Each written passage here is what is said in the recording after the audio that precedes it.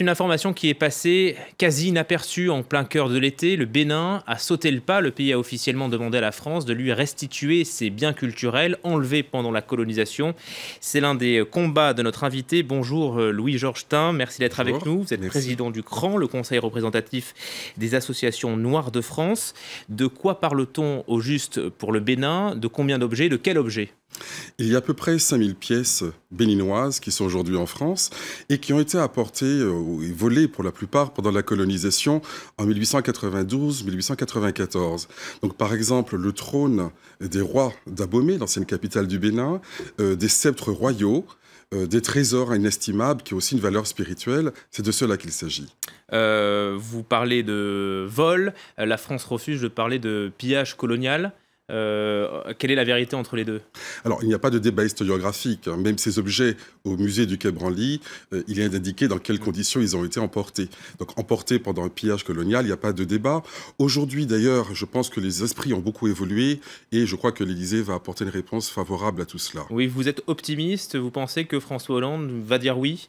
Oui, parce que ça fait 3 ans que nous travaillons sur ce sujet et nous sommes en lien aussi bien avec les autorités françaises qu'avec les autorités béninoises. Donc, nous avons sensibilisé les uns et les autres sur cet enjeu qui est à la fois symbolique, historique, également touristique, car le besoin du Bénin, c'est de se développer avec un vrai patrimoine. Alors, si réponse positive il y a, c'est le musée du Quai Branly qui va perdre plusieurs trésors.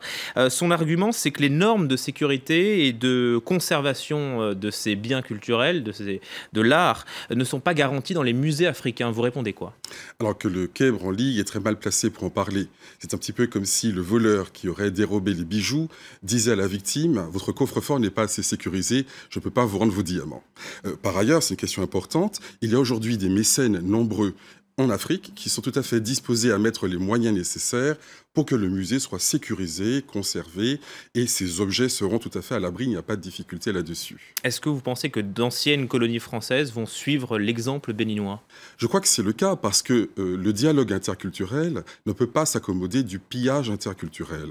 Et aujourd'hui, c'est plus de 90% du patrimoine culturel matériel de l'Afrique qui est en dehors de l'Afrique. Et donc, quand de jeunes Africains veulent apprendre leur histoire, eh bien, cette histoire leur a été volée.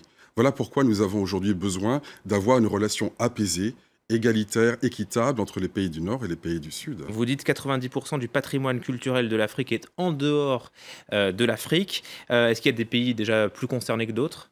Alors, c'est pratiquement toutes les colonies, donc ça concerne toute l'Afrique, évidemment. Aujourd'hui, on en est là. Il y a par conséquent une démarche importante à faire avec toutes les autorités, l'UNESCO, bien entendu, également les rois. Nous travaillons avec le Forum des rois et leaders traditionnels d'Afrique parce que c'est eux qui sont les dépositaires historiques, les États. Et nous pensons qu'on peut aujourd'hui baser de nouvelles relations entre Nord et Sud sur la vérité et non pas sur la violence. Merci beaucoup Louis-Georges Tin pour votre explication et pour votre appel donc à ce retour des biens culturels dans les pays concernés. Président du CRAN, le Conseil représentatif des associations noires de France. Et puis je renvoie à votre article, oui, dans Le Monde paru hier, je crois.